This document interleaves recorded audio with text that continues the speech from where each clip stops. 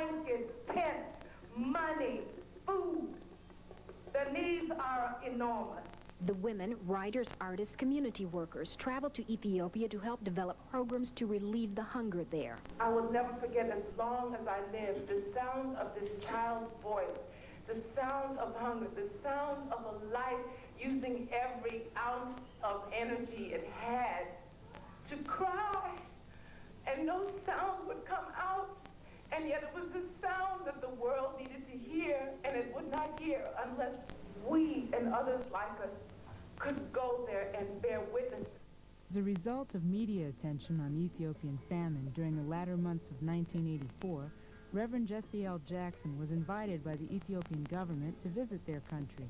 They wanted him to see firsthand the effects of the drought on the Ethiopian people. Due to scheduling conflicts, Jackson could not make the trip, but instead he asked his wife, Mrs. Jacqueline Jackson, to go in his place. Mrs. Jackson decided to take on her fact-finding mission a delegation of 11 concerned and community-active women from across the United States, and 2 men, one representing Africare and the other a minister who videotaped our trip. We each paid our own way to Ethiopia in spite of the short notice. The Ethiopian government only provided us with ground transportation and guides. The 13-member delegation traveled to Ethiopia by way of London, England, in January 1985. We stayed in Ethiopia for 6 days. Home to some 42 million people, Ethiopia is located in the Horn of East Africa, neighbored by Sudan to its west, Kenya to the south, Somalia to the east, and to the north, the mouth of the Red Sea. Although the typography does indeed vary from deserts to mountainous terrain, there are parts of Ethiopia that show very few signs of the blight and despair that has plagued their country. The delegation was met in London by Reverend Jesse Jackson on his return from meeting with Pope John Paul in Rome. Reverend Jackson encouraged the delegation to seek answers to questions as to why and how the Ethiopian famine has been allowed to go on unpublicized for so long, and to target suggestions as to what concrete measures the United States government and people should take towards finding a permanent solution to the starvation that has been going on for years. What attracted us is a transcendent proposition. People are dying in a hunger holocaust. The reality is that Britain and America would not have allowed whites to have died in such a fashion under any regime. Communism, socialism, capitalism, and any other kind of ism is the fundamental indifference and insensitivity. It's the lack of an African policy that's humane and sensitive and caring. And so now that it has been exposed, caring people must get there with concern, not criticism. There's a time and a place for all things. We cannot be so arrogant as to go in and become a part of the problem and not a part of the solution. Our mission there is to open up lines of communication, to take food and medicine and money and blankets and clothes and revive the hope for people who are lost. That is in part our mission. And that transcends the political mission. And so we cannot go there to save them. We can go there to co-partner with them, because while we take them some food and some medicine, that's what we give them. They gave us some civility and some culture and some heritage. That's what they gave us. Upon our arrival in Ethiopia, we were met at the airport by their Deputy Commissioner for Relief and Rehabilitation and the United States Chargé d'Affaires to Ethiopia. They helped check our luggage through customs and directed us to our Ethiopian hotel. After getting settled in our comfortable rooms, we were able to see Addis Ababa, the capital city of Ethiopia. The scenery was both pleasant and well kept. The people were much like our own, healthy, lively-spirited, concerned. The next day we were told by the Deputy Commissioner for Relief and Rehabilitation, who coordinates all the relief efforts that come into Ethiopia, that he had arranged for the British Royal Air Force to take us as part of their regularly scheduled relief runs to the feeding camp at Mekelle. We boarded a British C-130 cargo plane to fly from Addis Ababa to Assab, a port city on the seacoast of the Red Sea, to pick up grain that had been sent there from all over the world. While in flight, we discussed the famine relief efforts with the British pilots and crew. They said that they had not seen a more organized relief distribution system in Africa. As we looked out the windows of the plane at the land below, we noticed that the land became progressively less fertile, with no grass, no trees, no water, and no obvious signs of wildlife or vegetation. Places that had been rivers or lakes were now just indentations of earth. When we landed in Assab, our plane was immediately met by a truck full of grain. The Ethiopians, who had been waiting for the plane to come to a complete stop, began running quickly with bags of grain on their backs in order to speed up the time it took to load the plane. Every minute counts because the planes can only operate during the daytime. There are no lights at night. While we were waiting for the plane to be loaded, the delegation walked around the landing strip.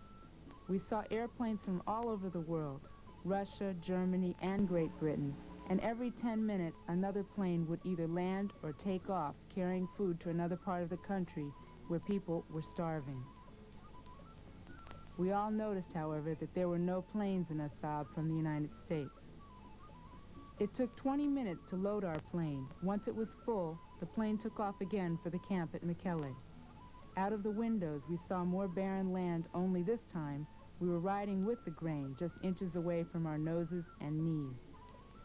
We arrived in Mekelle in about an hour's time. The crew members of the British Royal Air Force helped the Ethiopians, who had been waiting at the airstrip for us to land, to unload the grain in order to save time. We truly got a sense that everyone in the world was helping the Ethiopians. While the grain was being unloaded, one of the British pilots came over to speak to us. He urged us to try to get the American government and people to recognize the severity of the famine and to encourage them to do more.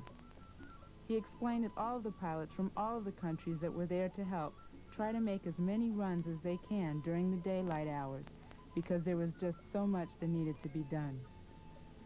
He told us that they had been there since November, and as an incentive to encourage Americans to contribute, he assured us that the British Royal Air Force would be happy to unload grain and supplies from America. From the airstrip in Mekelle, the delegation was driven by van to the feeding camp at Mekelle. These are some of the scenes that we saw. No grass, no vegetation, just dirt and sun-scorched land, a close-up version of what we had already seen from the air. At the camp, we saw thousands of people, sitting, standing, blankly staring, walking, talking, and silence. Although many wore different kinds of clothing, all of the clothing was worn rather loosely, and some was scanty at best. All of the clothing was dirty because there is no water to wash. These people only receive 2 cups of water a day with which to do everything: drink, wash, whatever one does with water.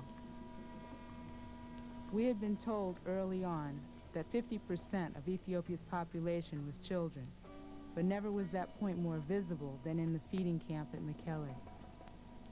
In fact, Ethiopia now has almost 300,000 orphans as a result of the drought. The piles in this slide are stacks of tents waiting to be set up for the thousands of people like these who are finding their way into the feeding camps seeking refuge.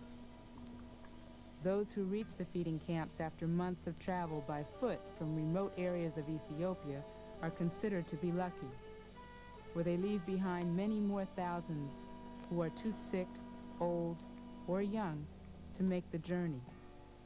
Even those who do reach the feeding camp have to wait until someone in the camp dies or gets better in order to leave the camp so that there will be room for them in the camp. There are not enough tents, food, medical supplies to take care of all the people who come to the feeding camps. So they wait patiently outside the camp through the heat of the day and the very cold of the night. Inside the feeding camp, where so many Ethiopians are housed and fed, there is a clinic area for the sick. On this particular day, when we were visiting the camp at Mekelle, we saw a new arrival come into the clinic. Though she was apparently an adult, she was so badly malnourished that her bearers could lift her up without any evidence of weight. We found the clinic area at the camp at Mekelle most interesting in our efforts to gather useful data and information. There were so many stories that needed to be told and so many atrocities that needed to be known. Yet what was most incredible to see was the spirit and dignity of the people in spite of their misfortune. In this slide, one of the women in the clinic was desperately trying to breastfeed her child, even though she knew she had no milk. Although new arrivals came to the clinic almost every day, there were so many more sitting or standing around waiting to be served. Yet there were not enough medical supplies. And yet, even in the midst of all the anguish, waiting, and despair, the children were still children, smiling and standing around, posing, urging us to take their pictures. The spirit and the dignity of the people was overwhelming. The feeding camp in Mekelle also had a hospital not too far from the clinic area. Consisting of 4 large tents grouped together, the hospital was full of the very sick and the very worst cases. Inside the hospital, you could find people suffering from everything, anywhere from pneumonia and malaria to yellow fever and diphtheria. They were all malnourished, obviously, and they were all in one tent, infecting one another. Some were in beds, while others were on the ground in blankets, and in most cases, there were even 2 to a bed. Interesting enough, even in these crowded conditions, the family stayed together, squeezing sometimes on the floors besides the patients. From the feeding camp at Mekelle, the delegation was driven to the Mekelle hospital, where we met an Ethiopian doctor. He explained to us the conditions inside the hospital and that there were only 5 doctors serving some 420 patients. He told us that each of the doctors worked between 18 and 24 hours a day, and because of the water shortage, there was no water to wash their hands from patient to patient, which meant, quite probably, that they could be infecting and complicating their patients' already serious conditions. As we noted before, Ethiopian families stay together. In this slide, a child is sick, and both the mother, father, and another sibling are pictured sitting beside him. In many cases, the parents sleep with the children, either on the floor or in the bed, and they too are rationed food. These mothers are waiting for their children to either get better or die, and they just sit there indefinitely waiting. While we were visiting, many of the mothers approached us and asked us to take their children, figuring that they would be better off with us. In most of the rooms, there are children in very desperate and critical situations. In this slide are pictured a boy and a girl.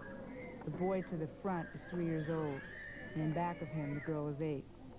We were told that she is so badly malnourished that she has lost all muscle control. The doctor took us from the more critical patients into another building in the hospital to see some of the patients who had gotten better, but who were still suffering from malnutrition and other incurring complications. In this building, patients averaged 2, sometimes 3 or 4 to a bed. There were very few men in the hospital, since many are away fighting in one of Ethiopia's 3 wars. Ethiopians are fighting a civil war in Eritrea and along their borders with neighboring Sudan and Somalia. And yet families still stayed together. As we were leaving Mekelle Hospital, we saw 2 children trying to pump water from a well, one of the few existing wells in that area.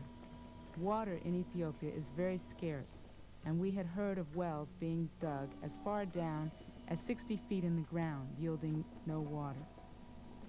It became increasingly clear through our travels that in order for the nation of Ethiopia to survive, they would need not only food and medical supplies, but also tools and technological expertise to bring water to the people and then to refertilize the land. Ethiopian people are very proud and prefer feeding themselves. On the way back from Mekelle to Addis Ababa, we rode on the plane with Bob Geldof, the promoter who got Band Aid, an assortment of British rock groups, to record the song Will They Know It's Christmas. It yielded $7 million for the Ethiopian relief effort. He was in Ethiopia at the time working out the logistics of how the food and supplies purchased with that $7 million would be distributed. He also mentioned at that time that he was trying to get recording artists in America to put on a concert to benefit the Ethiopian Relief Fund. That concert has since become known as Live Aid. Before leaving Addis Ababa to return to the United States, we met with the delegation of the Revolutionary Ethiopian Women's Association. They greeted us with a flower and served us sweet biscuits, coffee, tea, and soda. Through our discussions with these women, we realized just how common our plight is. In their society, they are the water bearers, meaning they traditionally go and fetch the water. But as there is very little water in Ethiopia, they have worked to raise monies to develop the technology and to build wells themselves throughout their country.